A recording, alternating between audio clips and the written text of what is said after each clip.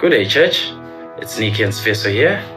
We hope and pray that every single one of you is keeping well and healthy during these trying times. We've been blessed with an opportunity to share with you some of the adjustments that we've had to make in our lives during the lockdown period and how God has seen us through. Our topic for the session today is how we have invested in our marriage during the lockdown.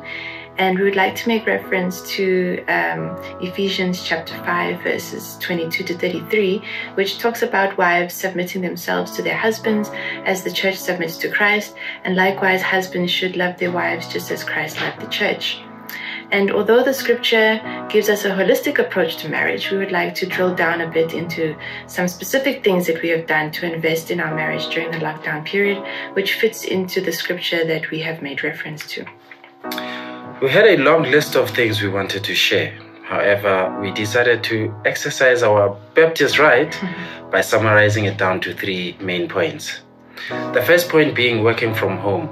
The first week was by far the most crucial for us, as making the necessary changes around the house to make it possible for both of us to perform our work obligations was not as easy as one would have thought.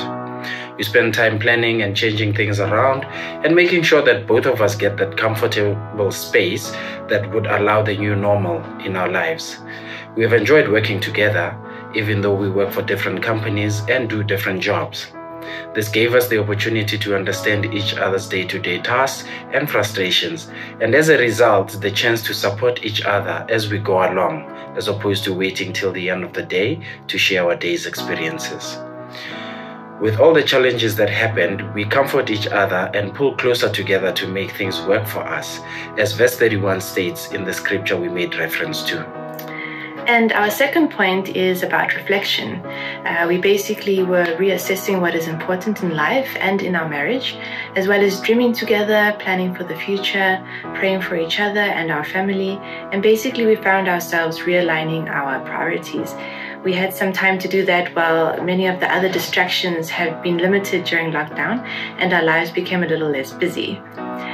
Understanding that perhaps our needs may have changed during lockdown and also trying to find ways to acknowledge them. For me personally, this time created a lot more internal stress in terms of managing my anxiety around the situation that our country found itself in recently with the COVID-19 pandemic and my family's health, as well as having to deal with going back to work again. So basically supporting each other mentally, spiritually, emotionally during this unusual time. The final point is the little things. I personally think this is the best investment is in the little things we do together and for each other. These vary from doing one's chores in the house when the other can't for whatever reason, giving each other time off from the kids, bringing each other coffee or tea in bed, and the list goes on. But we have made an effort to do more little things during this time, which has shown more support and love for each other despite the current challenges. We've also made the effort to be more aligned when it comes to raising the kids, as we spend more time with them now, handling our disagreements calmly or in the absence of the kids. More family time, sitting in the garden and just watching the kids play and talking about absolutely nothing serious. I almost want to say it's like getting to know each other all over again. However, it's more like finding out the changes in each other, if any. Working together on things around the house. I actually have a video of our kids cleaning our garage. Took a long time plus 2 supervisors to get the job done. My personal scripture for day-to-day life and any challenging situations is from Philippians chapter 4 verse 6, which is, "Do not be anxious about anything, but in every situation, by prayer and petition, with thanksgiving, present your requests to God." This verse constantly reminds me to focus my eyes on Jesus and to give him my anxieties and cares through prayer.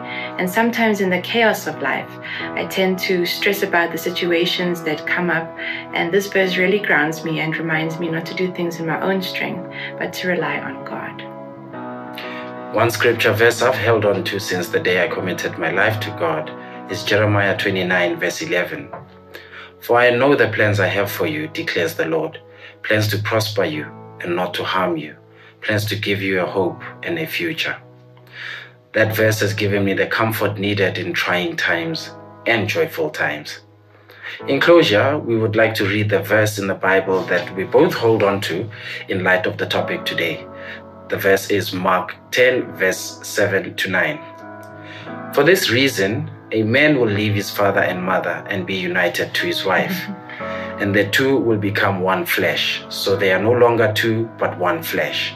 Therefore, what God has joined together, let no one separate. Thank you, and have a good day. Bye. Bye.